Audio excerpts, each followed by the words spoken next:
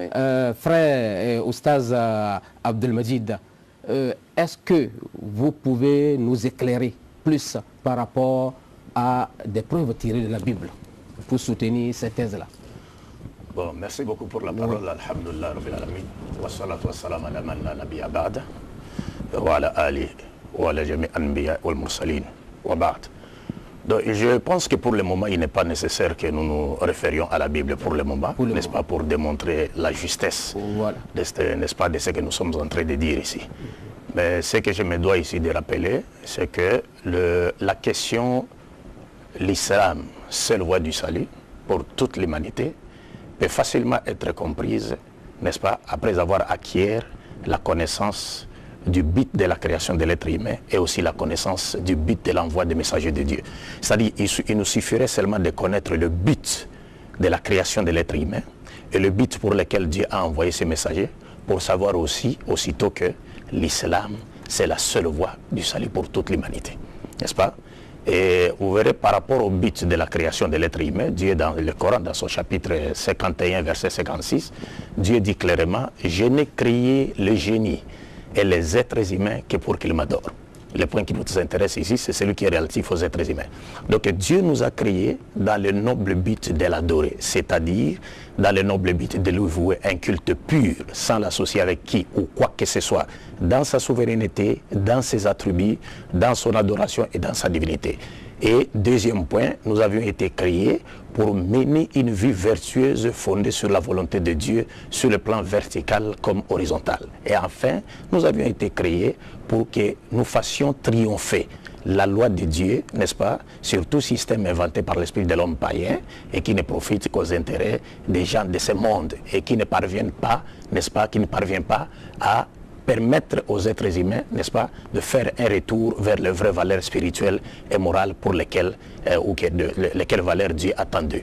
Bon, cela étant, comme le cheikh l'avait dit, cela étant le but de la création de l'être humain, l'homme ne pouvait connaître le but. Comment l'homme allait-il connaître le but de son existence si cela ne lui avait pas été révélé par Dieu? Alors là, toujours dans la même lancée, donc il nous est montré dans le Saint-Coran que pour que l'homme parvienne à connaître le but de sa création, de son existence, tel qu'est explicité ici, il aurait fallu, Dieu a prévu de nous envoyer des prophètes, c'est-à-dire ces prophètes qui devaient venir pour nous enseigner sur tout ce qui nous informer, sur tout ce que Dieu attend de nous sur le plan vertical comme horizontal. Et parlant de ces prophètes, le Coran, comme l'a dit le cheikh, Dieu nous dit dans le Coran qu'il a suscité des prophètes dans chaque peuple, dans chaque nation. C'est-à-dire qu'il n'y a pas eu un seul peuple qui n'a pas reçu la visite des messagers de Dieu. Et ça, il faut le rappeler parce que contrairement aux juifs et aux chrétiens, le musulman croit que Dieu a suscité des prophètes partout dans le monde avant l'avènement de Mohammed. Mais quant aux juifs et aux chrétiens, ils pensent que Dieu n'avait envoyé des messagers ou des prophètes qu'au seul enfant d'Israël et qu'il aurait laissé toutes les autres nations dans l'égarement. Et ça, c'est illogique parce que ce ne sont pas seulement les enfants d'Israël qui ont été créés dans le noble but d'adorer Dieu dans le sens indiqué, mais c'est toute l'humanité qui a été créée dans le noble but d'adorer Dieu dans le sens indiqué. Et cette vérité coranique, ici je me dois encore de dire aux gens que l'humanité doit faire preuve de reconnaissance envers le prophète Mohammed qui a révélé cette vérité qui demeurait encore cachée jusque-là.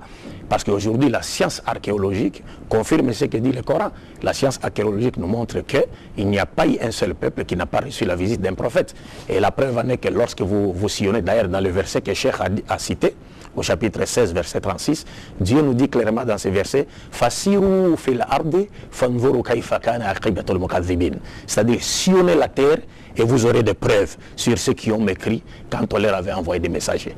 Et la science archéologique confirme aujourd'hui que chaque peuple avait reçu de la part de Dieu la visite d'un peuple. Parce que lorsqu'on sillonne, la visite d'un prophète plutôt, parce que lorsqu'on sillonne la terre, on trouve que dans chaque peuple croyait en Dieu.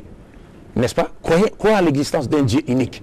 Même si sa conception de Dieu est remplie d'idées idolâtres et polythéistes, mais il croit quand même à l'existence d'un être suprême.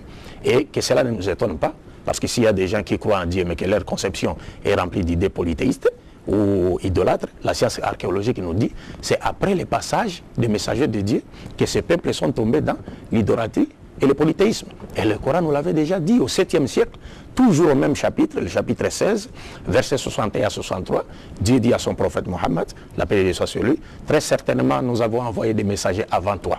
Mais après leur passage, le diable est venu pour les détourner du droit chemin. Est-ce que vous comprenez? Et parlant du nombre des prophètes qui ont été envoyés au monde, il parlant du nombre de ces prophètes de la part de Dieu qui connaît ces messagers, parce que c'est lui qui les avait choisis, inspirés et enfin envoyés. Le prophète Mohammed nous dit, la paix de Dieu soit sur lui, Dieu a envoyé 124 000 prophètes, dont 313 messagers. Parce qu'il y a une large différence entre prophètes et messagers, que je ne voudrais pas ici rentrer en détail, et que tous ces prophètes-là n'ont apporté de la part de Dieu qu'une seule religion. Le prophète nous dit, dans une tradition prophétique, Nahnu ma'ashar al-anbiya abna'ulad dinuna wahid. Nous, l'ensemble des messagers de Dieu, c'est ce que disait le prophète Mohammed, nous sommes comme les enfants d'un même père, mais de mères différentes. Notre religion est une. Et cette religion-là avait comme enseignement fondamental, c'est ce que le cheikh a dit, c'est-à-dire inviter l'humanité à reconnaître et à tester l'unicité absolue de Dieu sans associer, et à adorer Dieu sans l'associer avec qui ou quoi que ce soit, et à mener une vie vertueuse fondée sur la volonté de Dieu sur tous les plans de la vie. Alors, donc l'islam nous montre clairement qu'il n'y a jamais eu plusieurs religions provenant de Dieu. Pourquoi il ne doit pas y avoir? Parce que Dieu est unique. Le but de la création de l'être humain est unique. La vérité salvatrice, qui est, c'est-à-dire l'enseignement fondamental dispensé par tous les messagers de Dieu, qui consiste à tester l'unicité absolue de Dieu, à l'adorer sans l'associer avec qui ou quoi que ce soit, et à mener une vie vertueuse fondée sur sa volonté, sur le plan vertical comme horizontal, cet enseignement-là est unique, ça n'a jamais changé. Le but de l'envoi des messagers de Dieu est unique. Alors, si toutes ces choses, Dieu est unique, la vérité salvatrice est unique, le but de la création de l'être humain est unique, le but de l'envoi des messagers de Dieu est unique, pourquoi les prophètes allaient-ils apporter au monde plusieurs religions? On nous dit non, les prophètes n'ont apporté au monde qu'une seule religion, mais que cette religion a connu plusieurs dispensations prophétiques dans l'espace et dans le temps. Est-ce que vous comprenez? Une seule religion, mais qui a connu plusieurs dispensations prophétiques dans l'espace et dans le temps. C'est comme aujourd'hui le Bénin. Vous voyez le Bénin? Et le Bénin a connu plusieurs dispensations présidentielles. Et il continuera à en connaître encore jusqu'à la fin des temps. Il y a eu des présidents qui sont passés, son Excellence Mathieu Kérékou, Soglo et tous ces présidents. Aujourd'hui, nous vivons l'époque de son Excellence Boni Yahi. Est-ce que vous comprenez? Mais le Bénin a connu plusieurs dispensations présidentielles, continuera à en connaître jusqu'à la fin des temps, mais le Bénin restera un et unique. Cela va de même pour la religion des messagers de Dieu. Il n'y a qu'une seule religion que Dieu a révélée à toute l'humanité, mais qui a connu plusieurs dispensations prophétiques dans l'espace et dans le temps. Aujourd'hui, certains ignorants, qui réfléchissent d'après l'intellect de l'Occident, islamophobes, disent « Non, Mohammed a fondé l'islam ». Mais quand vous lisez le Coran, vous trouverez que Mohammed n'a pas fondé l'islam. Mohammed a trouvé l'islam. Parce que tous les prophètes de Dieu ont apporté, ont enseigné l'islam. Abraham, Moïse, Jésus, tous ces prophètes. La preuve c'est quoi? On dit l'islam veut dire soumission à Dieu ou soumission à la volonté de Dieu. Et cette volonté de Dieu commence par la reconnaissance de son unicité absolue, n'est-ce pas? Et son adoration exclusive et aussi par la soumission à sa volonté, c'est-à-dire mener une vie vertueuse fondée sur sa volonté. Et vous verrez même dans la Bible, Jésus-Christ, que la paix de Dieu soit sur lui, qui est cité plus de 79 fois dans les 5 Corans. Il est cité dans le Coran. Nous croyons en lui, nous croyons en ces miracles qu'il a opérés par le pouvoir de Dieu. Et ici, nous rappelons, Inch'Allah, le vendredi prochain, si Dieu le veut, nous allons donner une conférence au Palais des Sports à partir de 21h et qui portera sur le thème « L'humanité sera-t-elle sauvée par Jésus-Christ ou par Mohammed ?» Parce qu'il faut que les gens connaissent la vérité. Cette vérité salvatrice qui nous tirera des ténèbres spirituelles vers la lumière parfaite. Parce que la vérité de Dieu, elle est unique, une et unique. Alors ici, Jésus disait, ne pensez pas que je sois venu faire ma volonté, mais plutôt la volonté de celui qui m'a envoyé. Ça veut dire quoi? Ça veut dire que Jésus était venu pour ordonner ce que Dieu a ordonné, interdire ce que Dieu a interdit, aimer ce que Dieu aime, détester ce que Dieu déteste, manifester réellement la volonté de Dieu sur tous les plans de la vie. Il était musulman, parce que musulman veut dire celui qui se soumet à la volonté de Dieu. L'islam veut dire soumission à la volonté de Dieu. Les noms des autres religions que nous connaissons dans le monde ici, les prophètes à qui l'on a attribué la paternité de ces religions-là ne connaissent pas les noms de ces religions-là. Ils ne connaissent pas. Jésus fut un musulman, Moïse fut un musulman, Abraham, tous les prophètes furent des musulmans dans le sens qu'ils ils ont été envoyés par la volonté de Dieu. Ils étaient le réceptacle de Dieu sur la terre pour recevoir la volonté de Dieu et ensuite la transmettre à leurs semblables, donc aux humains vers qui ils ont été envoyés. Et eux-mêmes ont mené une vie vertueuse conformément à la volonté de Dieu dont ils étaient dépositaires et transmetteurs. Donc finalement, pour finir, j'allais dire que si nous pouvons parler de plusieurs religions, le Coran nous dit qu'il n'y a que 2 religions au monde. Il n'y a que 2 religions. Imma shakiran wa imma kafur. C'est-à-dire qu'il y a une religion qui est celle de Dieu, qui invite l'humanité à se soumettre à sa volonté, et il y a une autre religion qui est celle de Satan, qui détourne l'humanité des vouloirs divins. Il n'y a pas une 3e religion, il n'y a que 2 religions au monde, celle de Dieu qui s'appelle l'islam, appelez-la comme vous voulez. Même à langue béninoise, même à langue haoussa, même à langue yoruba, mais que l'essence de cette appellation soit soumission à la volonté de qui? À la volonté de Dieu. Et ça, c'est la religion qui a été prêchée par tous les messagers de Dieu, parce que leur message fondamental était un et unique, et ils n'ont été envoyés qu'à par un seul Dieu, avec un seul but, celui de transmettre sa parole qui tirera les hommes des ténèbres spirituelles vers la lumière parfaite. Voilà, frère. Donc vous remercie, mais d'aucuns vous diront que bien avant Mohammed sallallahu alayhi wa sallam, il y avait déjà d'autres religions existaient et ils avaient leurs livres, ils pratiquaient ça autrement.